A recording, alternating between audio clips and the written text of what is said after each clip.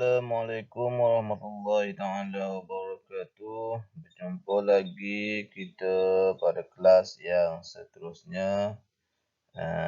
Masih lagi dalam operasi pengeluaran tanaman OPT. Koku 1 tetapi work activity yang keempat. Seperti kita maklum OPT Koku 1 ni kita ada 5 work activity semuanya dan ini adalah yang keempat. Kita dah belajar work activity 1 bersih kawasan, work activity 2 bajak, work activity 3 batas dan sungkupan. Kemudian hari ini yang keempat, work activity 4 iaitu sedia lubang tanaman. Okey, hari ini kita akan bincangkan tentang jenis dan ukuran batas tanaman beserta lubang lah. Berapa banyak lubang yang kita nak buat, jarak antara lubang, lubang ni sesuai untuk tanam apa, dia punya pattern macam mana nak buat, satu batas 2 lubang ke, satu batas 3 baris lubang ke, macam itulah maksudnya. Okey, jenis yang pertama, untuk aktiviti 3 hari tu saya dah masukkan sikit tentang ni, cuma tak berkaitan dengan lubang lah. Hari ni kita akan fokuskan kepada lubang sahaja. Bukan pada batas, bukan kepada apa. Cuma fokuskan kepada lubang, jarak antara lubang. Okey, yang pertama, batas yang pertama ialah batas sayuran. Batas sayuran.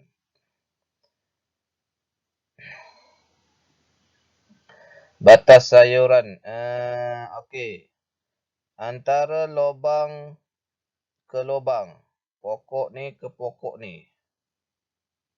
Satu pokok, satu pokok.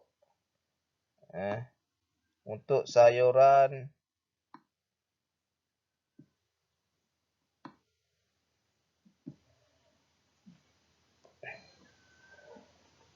kalau ini dia punya lebar batas 1.2 meter.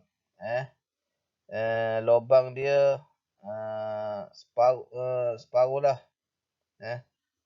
Kalau sayur 0.5 meter, satu pokok. Selang-seli satu pokok. 0.5.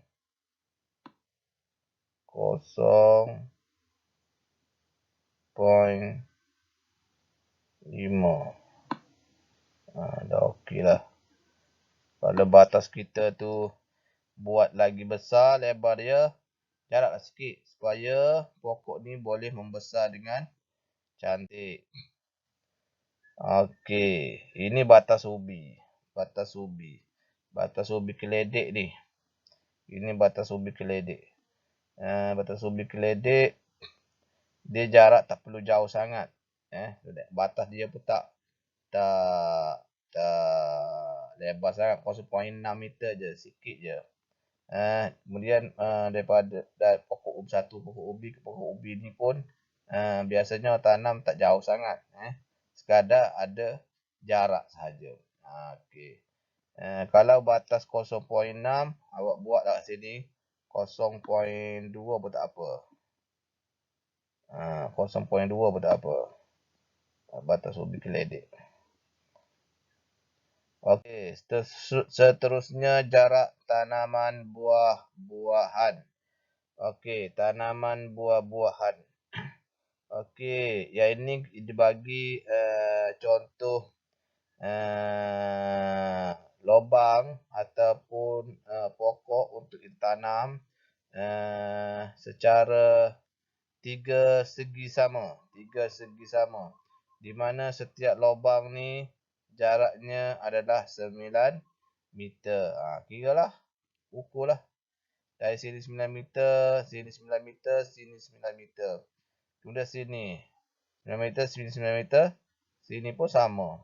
9 meter.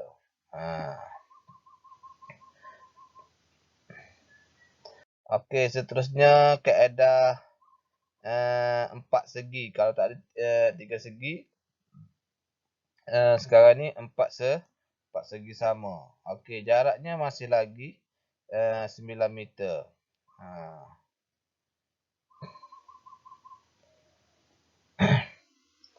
Okey, kemudian 4 segi tepat. 4 segi tepat.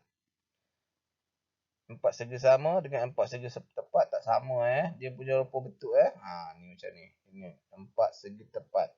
12 meter, 10 meter, 12 meter.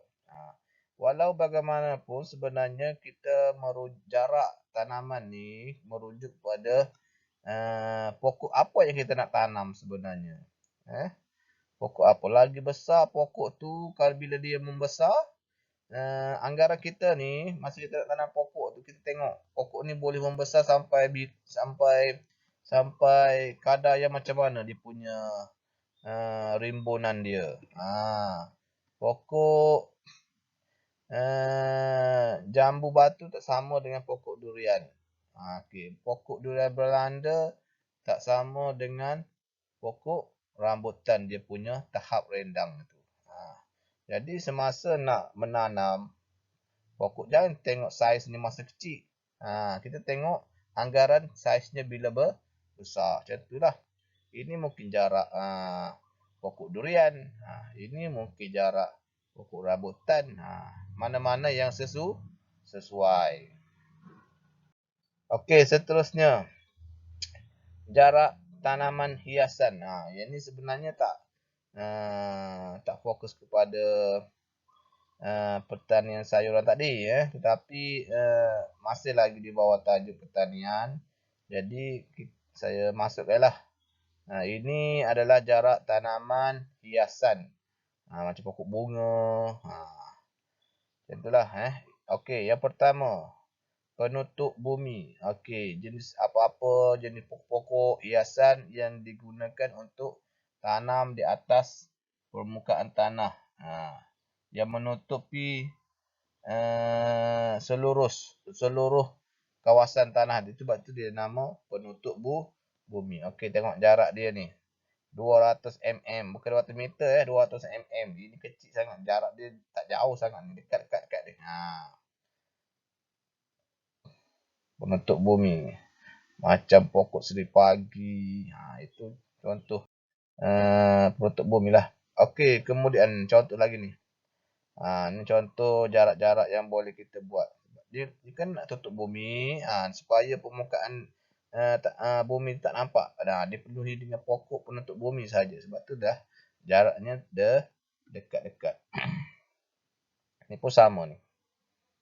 Cuma kaedah susunannya boleh macam ni, ini pun boleh macam ni. Okey, yang kemudian pokok hiasan yang renek. Renek maksudnya di sini adalah yang rendah. Pokok yang kita lagi tinggi daripada dia. Itu maksudnya renek. Jaraknya 4.5 meter hingga 4.5 meter lah setiap satu lubang, setiap satu pokok.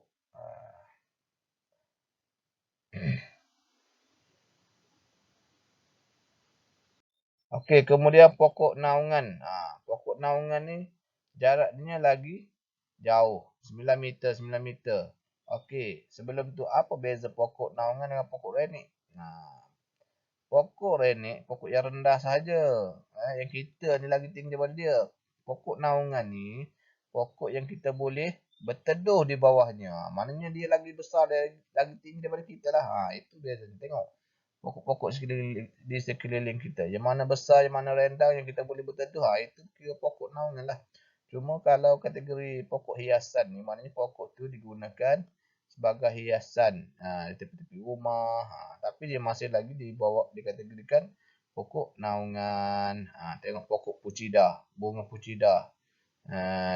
Dahannya, daunnya yang lebat, rendang kan. Kita boleh duduk berteduh di bawahnya. Itu contoh pokok naungan lah. Sebab itulah dia punya jarak bila nak tanam, jarak jauh sikit. Supaya memang kita tahu pokok tu akan membesar. Okey, itu saja untuk lubang dan ukurannya. Semoga apa yang kita belajar ni dapat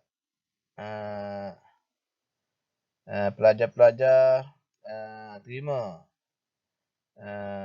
ilmu yang sebuah sedikit ini. Yang pasti